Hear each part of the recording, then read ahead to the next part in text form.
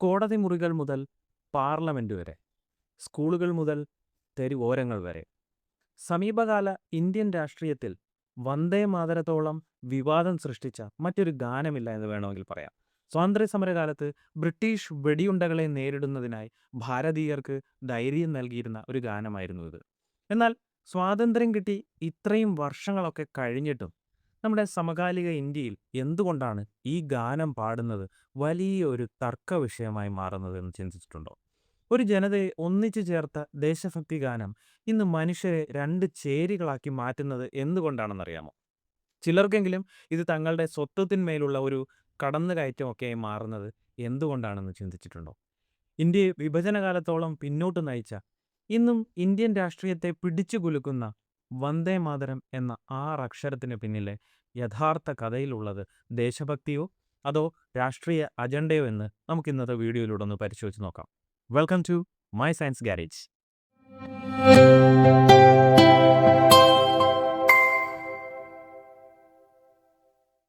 1870-കളിൽ ആരംഭിച്ച് ഇന്ത്യൻ ചരിത്രത്തിന്റെ ഗതിയെ തന്നെ സ്വാധീനിച്ച വന്ദേ മാതരം കേവലം ഒരു ഗാനം എന്നതിനപ്പുറം ഭാരതീയരുടെ ദേശീയ ബോധത്തിന്റെ ഉണർവായി മാറിയതിന് പിന്നിൽ വലിയൊരു പശ്ചാത്തലം തന്നെയുണ്ട്. ബംഗാളി സാഹിത്യകാരനായിരുന്ന ബങ്കിം ചന്ദ്ര ചാറ്റർജി അന്നത്തെ ബ്രിട്ടീഷ് സർക്കാരിന്റെ കീഴിൽ ഒരു ഡെപ്യൂട്ടി മജിസ്ട്രേറ്റ് ആയിട്ടൊക്കെയാണ് ജോലി ചെയ്തിരുന്നത് ആ കാലത്ത്.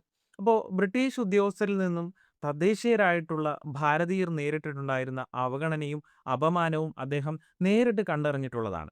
അക്കാലത്ത് ഔദ്യോഗിക ചടങ്ങുകളിൽ ബ്രിട്ടീഷ് രാജ്ഞിയെ സ്തുതിക്കുന്ന ഗോഡ് സേവ് ദ ക്യൂൻ എന്ന് പറയുന്ന ഒരു ഗാനം ആലപിക്കുന്നത് നിർബന്ധമുള്ള ഒരു കാര്യമായിരുന്നു. ഇതിൻ്റെ ഒരു ബദലായി നമ്മുടെ ഭാരതീയർക്ക് സ്വന്തമായിട്ട് ഒരു ഗാനം വേണമെന്ന ചിന്തയിൽ നിന്നാണ് 1870-കളുടെ തുടക്കത്തിൽ അദ്ദേഹം വന്ദേ മാതരം എഴുതുന്നത് എന്ന് മനസ്സിലാക്കാം. മാതൃഭാഷയായ ബംഗാളിയും ദേവഭാഷയായ സംസ്കൃതവും ഇടകലർന്ന ഒരു സങ്കര ഭാഷയിലാണ് അദ്ദേഹം ഇതിൻ്റെ വരികളൊക്കെ തയ്യാറാക്കിയത്. ബങ്കിം ചന്ദ്ര ചാറ്റർജി ഗാനം രചിച്ചെങ്കിലും വർഷങ്ങളോളം ഇത് എവിടെയും പ്രസിദ്ധീകരിച്ചിരുന്നില്ല എന്നൊരു സിറ്റുവേഷൻ. പിന്നീട് 882-ൽ അദ്ദേഹം എഴുതിയ ആനന്ദമഠം എന്ന് പറയുന്ന വിപ്ലവാത്മകമായിട്ടുള്ള രാഷ്ട്രീയ നോവലിലാണ് ഈ ഗാനം ആദ്യമായിട്ട് ഉൾപ്പെടുന്നത്. 1770-കളിൽ ബംഗാളിലുണ്ടായ കടുത്ത ഒരു ക്ഷാമവും അതിനെ തുടർന്നൊക്കെ ഉണ്ടായ ബ്രിട്ടീഷ് ഈസ്റ്റ് ഇന്ത്യ കമ്പനിക്കെതിരെ സന്യാസിമാരും അതേപോലെ കർഷകരും ചേർന്ന് നടത്തിയ ഒരു സന്യാസി ലഹളയുമൊക്കെ ആയിരുന്നു ഈ ആനന്ദമഠത്തിൻ്റെ പ്രധാന പ്രമേയം. നോവലിലെ സന്യാസിമാർ മാതൃരാജ്യത്തെ വെറുമൊരു മണ്ണായിട്ടല്ല, മറിച്ച് എല്ലാ സമ്പത്തും നൽകുന്ന ഭഗവതിയായോ അല്ലെങ്കിൽ കാളി, ദുർഗ എന്നീ ദേവതകളൊക്കെ ആയിട്ടാണ് സങ്കല്പിച്ചു വരുന്നത്. അവർ തങ്ങളുടെ ഈ ഒരു പോരാട്ട വീര്യം കൂട്ടാൻ ആലപിക്കുന്ന ഗാനമായിട്ടായിരുന്നു വന്ദേ മാതരം നോവലിൽ അന്നത്തെ കാലത്ത് അവതരിപ്പിക്കപ്പെട്ടത്. സുജലാം സുഫലാം മലയജ ശീതലാം സസ്യശ്യാമലാം മാതരം എന്നാണ് വരികൾ.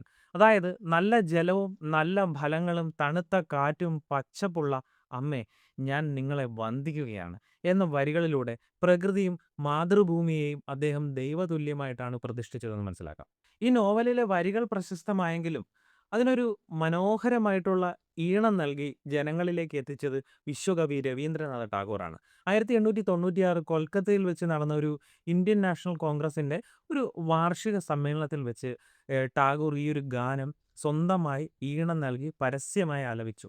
ഇപ്പോൾ രാഷ്ട്രീയ വേദികളിലൊക്കെ ഈ വന്ദേ മാതരം ആദ്യമായി അവതരിപ്പിക്കപ്പെട്ടത് ഈ ഒരു സമ്മേളനത്തിനായിരുന്നു എന്ന് കാണാം. അതോടെ കോൺഗ്രസ് നേതാക്കൾക്കിടയിലും അതേപോലെ സ്വാതന്ത്ര്യ സമര പ്രവർത്തനങ്ങളുടെയൊക്കെ ഇടയിലും ഈ ഗാനം വൻ തരംഗമായി മാറുന്ന കാഴ്ച കണ്ടു. വന്ദേ മാതരത്തിന്റെ ചരിത്രത്തിലെ ഏറ്റവും നിർണായകമായ വർഷം 1905 ആണ്. കഴ്സൺ പ്രഭു ബംഗാളിനെ മതത്തിൻ്റെയൊക്കെ അടിസ്ഥാനത്തിൽ വിഭജിക്കുവാൻ തീരുമാനിച്ച ഒരു വർഷമായിരുന്നു അത്. അപ്പോൾ ബംഗാൾ വിഭജനത്തിനെതിരെ ജനം തെരുവിലിറങ്ങുന്നു.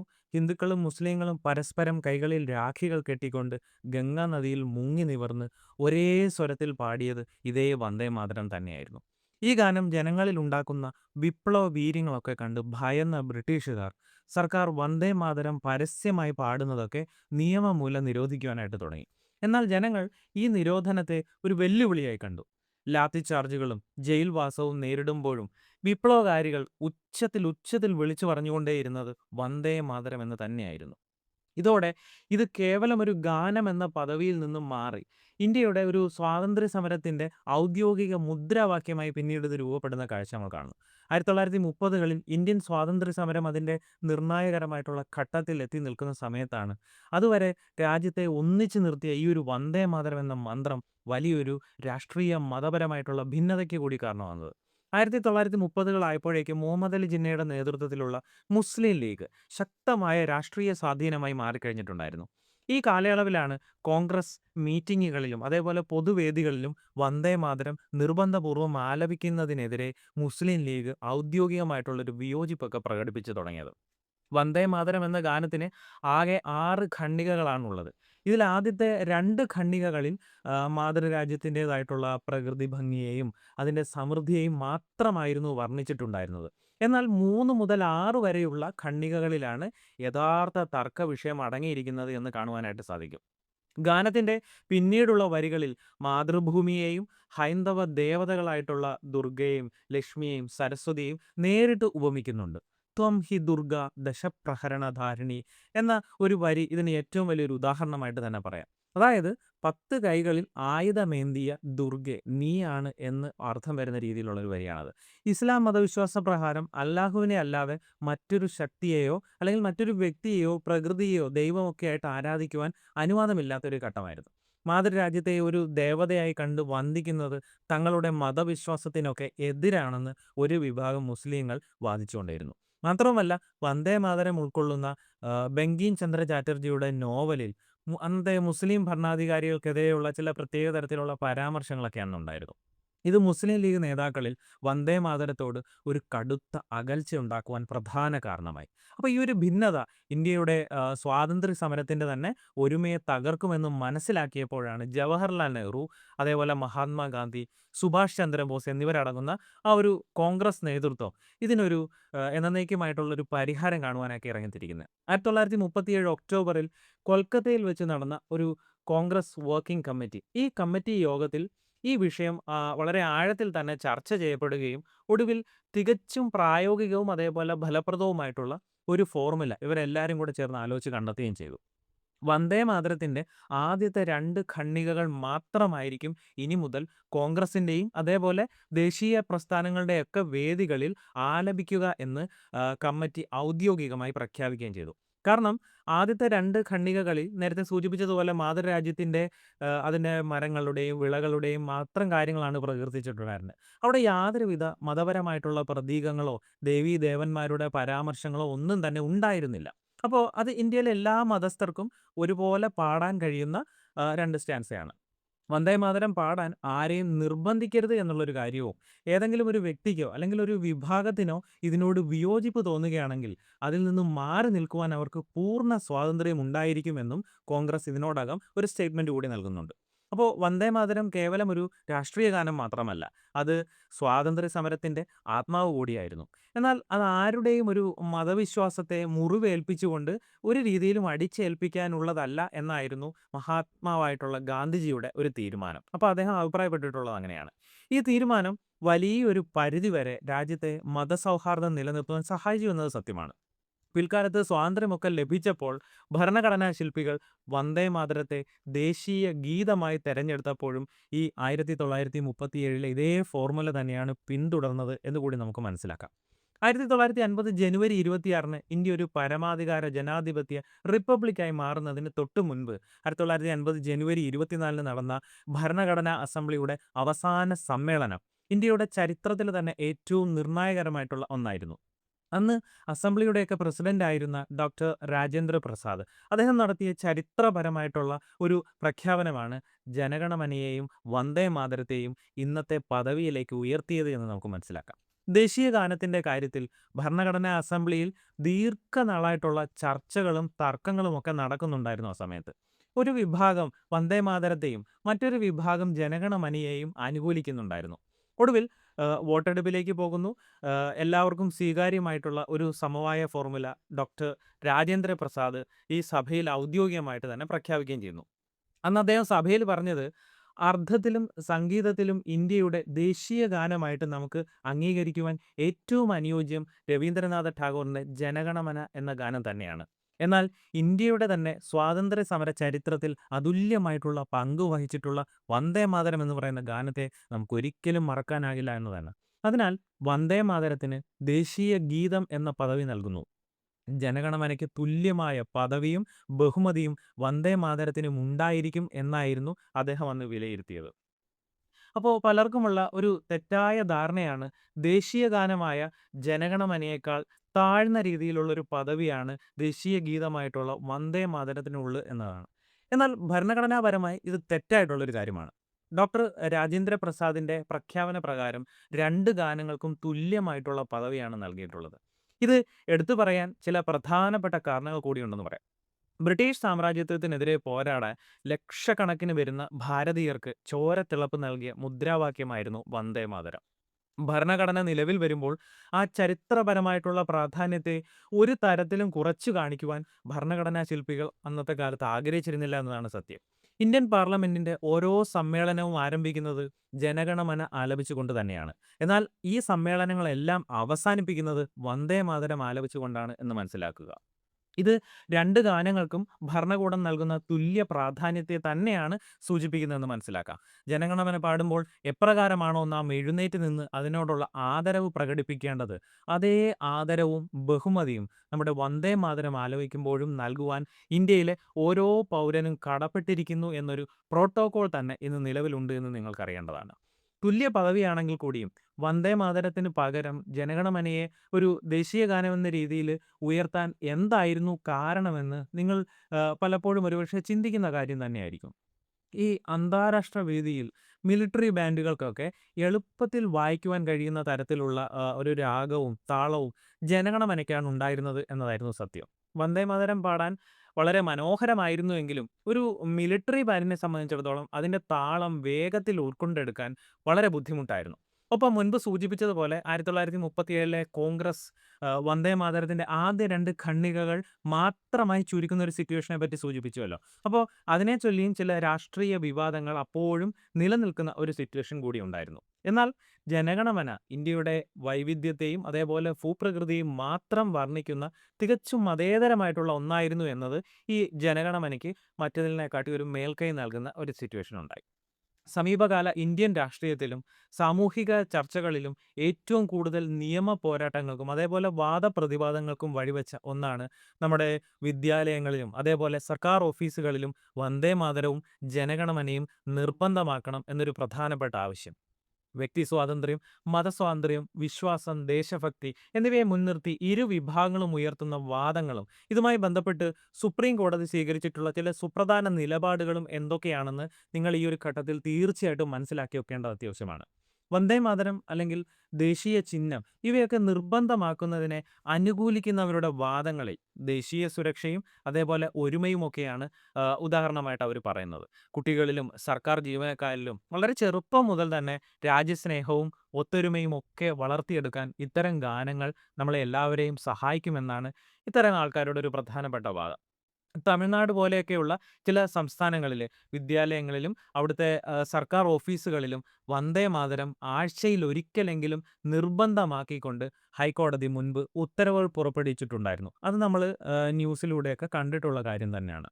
വ്യക്തി സ്വാതന്ത്ര്യത്തിന് മേലുള്ള ഒരു കടന്നുകയറ്റമാണിതെന്ന് വാദിക്കുന്നവരുടെ ഒരു അഭിപ്രായ പ്രകാരം ഇന്ത്യൻ ഭരണഘടന പൗരന്മാർക്ക് അഭിപ്രായ സ്വാതന്ത്ര്യവും ഒപ്പം ഫ്രീഡം ഓഫ് സൈലൻസ് എന്ന് പറയുന്ന ഒരു പ്രിവിലേജ് കൂടി നൽകുന്നുണ്ട് എന്നാണ് അവർ പറയുന്ന പ്രധാന ന്യായം.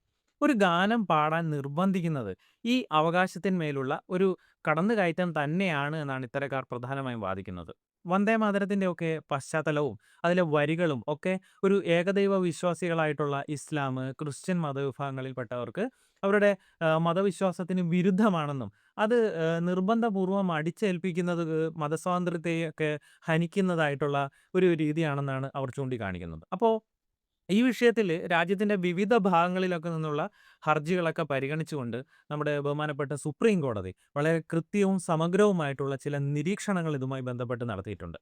അപ്പോൾ ദേശീയ ഗീതമായിട്ടുള്ള വന്ദേ മാതരം സ്കൂളുകളിലോ കോളേജുകളിലോ നിർബന്ധമാക്കണമെന്ന് ആവശ്യപ്പെട്ട് സമർപ്പിക്കപ്പെട്ട ഹർജികൾ തള്ളിക്കൊണ്ട് നമ്മുടെ സുപ്രീം കോടതി വ്യക്തമാക്കിയത് എന്തെന്ന് വെച്ചാൽ ഇന്ത്യൻ ഭരണഘടനയിൽ ഈ ദേശീയ ഗീതം എന്നൊരു സങ്കല്പം ഇല്ല എന്നുള്ളതാണ്. വന്ദേ മാതരത്തിന് ചരിത്രപരമായി വലിയ പ്രാധാന്യമുണ്ടത് എന്നുള്ളത് ശരിയായിട്ടുള്ള കാര്യമാണെങ്കിലും, അത് പാടാൻ രാജ്യത്തെ ഒരു പൗരനെയും നിർബന്ധിക്കുവാൻ നിയമപരമായി കഴിയില്ല എന്നാണ് പറഞ്ഞത്. ഭരണഘടനയുടെ ആർട്ടിക്കിൾ 51 പ്രകാരം ദേശീയ പതാകയെയും ദേശീയ ഗാനത്തെയും ആദരിക്കാൻ പൗരന്മാർക്ക് നിയമപരമായിട്ടുള്ള കടമയുണ്ട്. എന്നാൽ വന്ദേ മാതരത്തിന്റെ കാര്യത്തിൽ ഈ പറയുന്ന രീതിയിലുള്ള ഒരു നിർബന്ധിത വ്യവസ്ഥ ഭരണഘടനയിൽ ഇല്ല എന്ന് കോടതി ഇവിടെ ചൂണ്ടിക്കാണിക്കുകയും ചെയ്തു. ദേശീയ ചിഹ്നങ്ങളെയും അതേപോലെ ദേശീയ ഗാനങ്ങളെയും നിർബന്ധപൂർവം അടിച്ചേൽപ്പിക്കുന്നതിനെതിരെയുള്ള ഏറ്റവും പ്രശസ്തമായിട്ടുള്ള വിധിന്യായം നമ്മുടെ കൊച്ചു കേരളത്തിൽ നിന്ന് തന്നെയുള്ളതാണ്. ദേശീയ ഗാനം പാടാത്തതിന്റെ പേരിൽ സ്കൂളിൽ നിന്നുമൊക്കെ പുറത്താക്കിയ ഈ യഹോവയുടെ സാക്ഷികൾ എന്ന വിഭാഗത്തിൽപ്പെട്ട 3 കുട്ടികളുടെ കേസിലായിരുന്നു ഞാൻ ഈ പറഞ്ഞ സുപ്രധാനമായിട്ടുള്ള സംഭവം നടക്കുന്നത്. കുട്ടികൾ ദേശീയ ഗാനം പാടിയില്ലെങ്കിലും അത് പാടുമ്പോൾ അവർ എഴുന്നേറ്റ് നിന്ന് ബഹുമാനം പ്രകടിപ്പിച്ചിരുന്നു എന്ന് കണ്ടെത്തി. തങ്ങളുടെ മതവിശ്വാസമൊക്കെ അനുവദിക്കാത്തതിനാലാണ് അവരത് പാടാതിരുന്നത് എന്നതാണ് അതിനകത്തെ നിരീക്ഷണം. സുപ്രീം കോടതി ഈ ഒരു കേസിൽ വിധിച്ചതെന്ന് പറയുന്നത് ദേശീയ ഗാനം പാടുവാനായിട്ട് ഒരാളെയും നിർബന്ധിക്കാൻ കഴിയില്ല എന്നുള്ളൊരു കാര്യവും, ആദരവോടെ എഴുന്നേറ്റ് നിൽക്കുക മാത്രം ചെയ്താൽ മതിയാകുമെന്നും, അത് ബഹുമാനക്കുറവ് കാണിക്കാതിരിക്കുക എന്നുള്ളതാണ് ഇതിനകത്ത് ഏറ്റവും പ്രധാനപ്പെട്ട കാര്യമെന്നുമാണ് വിധി വന്നത്. 2016 സിനിമാ തിയേറ്ററുകളിലൊക്കെ സിനിമ തുടങ്ങുന്നതിന് മുൻപ് ദേശീയ ഗാനം നിർബന്ധമാക്കിക്കൊണ്ട് ബഹുമാനപ്പെട്ട സുപ്രീം കോടതി ഒരു ഉത്തരവിട്ടിരുന്നു. എന്നാൽ ഇത് വലിയ രീതിയിലുള്ള ദുരുപയോഗങ്ങൾക്കും അതേപോലെ തിയേറ്ററുകളിൽ വെച്ച് ആളുകൾ ആക്രമിക്കപ്പെടുന്നതിനുമൊക്കെ കാരണമായിട്ടുള്ള സംഭവങ്ങളായിരുന്നു. തുടർന്ന് 2018 ജനുവരിയിൽ സുപ്രീം കോടതി തങ്ങളുടെ മുൻ ഉത്തരവ് ഭേദഗതി ചെയ്യുന്ന കാഴ്ചയും നമ്മൾ കണ്ടിട്ടുള്ളതാണ്. ഈ സിനിമാ തിയേറ്ററുകളിൽ ദേശീയ ഗാനം പ്ലേ ചെയ്യുന്നത് നിർബന്ധമൊന്നുമല്ല. മറിച്ച് തികച്ചും ഓപ്ഷണൽ ആണെന്നും കോടതി ഇതുമായിട്ട് ബന്ധപ്പെട്ട് വ്യക്തമാക്കി. ഒരാൾ തിയേറ്ററിൽ ദേശീയ ഗാനം പാടുമ്പോൾ എഴുന്നേറ്റ് നിൽക്കാതിരുന്നാൽ അത് അദ്ദേഹത്തിന് രാജ്യത്തോടുള്ള ബഹുമാനക്കുറവായി കാണാൻ ഒരു കാരണവശാലും കഴിയില്ലെന്നും, ദേശഭക്തി എന്ന് പറയുന്നത് ജനങ്ങളുടെയൊക്കെ മേൽ അടിച്ചേൽപ്പിക്കേണ്ട ഒന്നല്ലെന്നുമാണ് ഇതുമായി ബന്ധപ്പെട്ട് കോടതിയുടെ നിരീക്ഷണം. വന്ദേമാതരത്തിന്റെ ചരിത്രത്തിലൂടെയും അപ്പോൾ അതിനെ ചൊല്ലിയുള്ള സമകാലീനമായിട്ടുള്ള വിവാദങ്ങളിലൂടെയും ഒക്കെ സഞ്ചരിച്ച നാം ഇപ്പോൾ എത്തി നിൽക്കുന്നത് തികച്ചും നിഷ്പക്ഷമായിട്ടുള്ള ഒരു തിരിച്ചറിവിലേക്ക് കൂടിയാണ്. വന്ദേമാതരം എന്ന് പറയുന്നത് കേവലം ഒരു രാഷ്ട്രീയ ഗാനമല്ല, മറിച്ച് ബ്രിട്ടീഷ് സാമ്രാജ്യത്വത്തിന്റെ വെടിയുണ്ടകൾക്ക് മുന്നിൽ നെഞ്ചുവിരിച്ച് അഭിമാനത്തോടെ നിന്ന ലക്ഷക്കണക്കിന് വരുന്ന വിപ്ലവകാരികളുടെ ചോരയും കണ്ണുനീരും കലർന്ന ചരിത്ര സ്മരണ കൂടിയാണ്. എന്നാൽ കാലം മാറിയപ്പോൾ രാഷ്ട്രീയ ലാഭങ്ങൾക്കൊക്കെ വേണ്ടി ഈ ഗാനത്തെ ഒരു വിഭാഗം നിർബന്ധപൂർവം അടിച്ചേൽപ്പിക്കാനൊക്കെ ആയിട്ട് ശ്രമിക്കുമ്പോൾ, മറ്റൊരു വിഭാഗം അതിനെ കേവലം മതപരമായിട്ടുള്ള കണ്ണുകളിലൂടെ മാത്രം നോക്കിക്കാണുന്നു എന്നതാണ് ഇന്നത്തെ കാലത്തെ യാഥാർത്ഥ്യമായി മനസ്സിലാക്കേണ്ടത്. അപ്പോൾ നമ്മൾ മനസ്സിലാക്കേണ്ടത് ഭാരതീയ ഭരണഘടന പൗരന് നൽകുന്ന വ്യക്തി സ്വാതന്ത്ര്യത്തെയും അതേപോലെ മതവിശ്വാസത്തെയും ബഹുമാനിക്കുക എന്ന് പറയുന്നത് ജനാധിപത്യത്തിന്റെ കാതലായ ഒരു ഘടകമാണ്. ദേശഭക്തി എന്ന് പറയുന്നത് ആരുടെയും മേൽ നിയമം മൂലം അടിച്ചേൽപ്പിക്കേണ്ട ഒരു വസ്തുവല്ല. അത് ഓരോ പൗരന്റെയും അവരുടെ ഹൃദയത്തിൽ നിന്ന് സ്വയം ഉണ്ടാകേണ്ട ഒരു വസ്തു തന്നെയാണ്. വന്ദേമാതരം പാടുവാൻ ആരെയും നിർബന്ധിക്കാൻ കഴിയില്ല എന്നുള്ള ബഹുമാനപ്പെട്ട സുപ്രീം കോടതിയുടെ നിരീക്ഷണം ഉയർത്തിപ്പിടിക്കുന്നത് ഇതേ മതേതര മൂല്യത്തെ തന്നെയാണ് എന്ന് മനസ്സിലാക്കി കാണാൻ സാധിക്കും. എന്നാൽ ഇതേ സമയം തന്നെ ഈ രാജ്യത്തിന്റെ സ്വാതന്ത്ര്യത്തിനായി വഴിവിളക്കായി ഒരു ഗാനത്തെ ആദരിക്കാനും ബഹുമാനിക്കാനും ഓരോ ഭാരതീയനും തീർച്ചയായും കടപ്പെട്ടിരിക്കുന്നു എന്ന് കൂടി മനസ്സിലാക്കുക. ആ ആദരവ് പ്രകടിപ്പിക്കാൻ വരികൾ പാടണമെന്നില്ല, മറിച്ച് ആ ചരിത്രത്തെയും ആ പോരാട്ടത്തെയും ഹൃദയപൂർവ്വം മാനിച്ചാൽ മാത്രം മതിയാകും എന്ന് മനസ്സിലാക്കാം. വിവാദങ്ങൾക്കപ്പുറം ഈ ഒരു തിരിച്ചറിവാണ് ഇന്ന് നമുക്ക് എല്ലാവർക്കും ഉണ്ടാകേണ്ടത് എന്ന് പറയുകയാണ്. ചരിത്രത്തെയും രാഷ്ട്രീയത്തെയും തികച്ചും നിഷ്പക്ഷമായിട്ടുള്ള രീതിയിൽ വിലയിരുത്തുന്ന ഇത്തരം വിജ്ഞാനപ്രദമായിട്ടുള്ള വീഡിയോകൾ തുടർച്ചയായി നിങ്ങൾക്ക് ഇനിയും ലഭിക്കണമെന്ന് ആഗ്രഹമുണ്ടെങ്കിൽ ഈ ചാനൽ ഇപ്പോൾ തന്നെ സബ്സ്ക്രൈബ് ചെയ്യുക. തൊട്ടടുത്തുള്ള ബെൽ ബട്ടൺ കൂടി എനേബിൾ ചെയ്യുകയാണെന്നുണ്ടെങ്കിൽ ഞാൻ തയ്യാറാക്കുന്ന വീഡിയോ ആദ്യം തന്നെ നിങ്ങളിലേക്ക് എത്തുവാൻ അതൊരു കാരണമായി തീരും. അപ്പോൾ ഈ വീഡിയോയുമായി ബന്ധപ്പെട്ട് നിങ്ങളുടെ വിലയേറിയ അഭിപ്രായങ്ങളും അഭിപ്രായ വ്യത്യാസങ്ങളും നിർദ്ദേശങ്ങളും കമൻറ്റ് ചെയ്യാൻ മറക്കരുത്. മറ്റൊരു പ്രധാനപ്പെട്ട വിഷയവുമായി മറ്റൊരു വീഡിയോയിലൂടെ നിങ്ങളിലേക്ക് എത്തുന്നതായിരിക്കും. Until then, this is Liju signing of.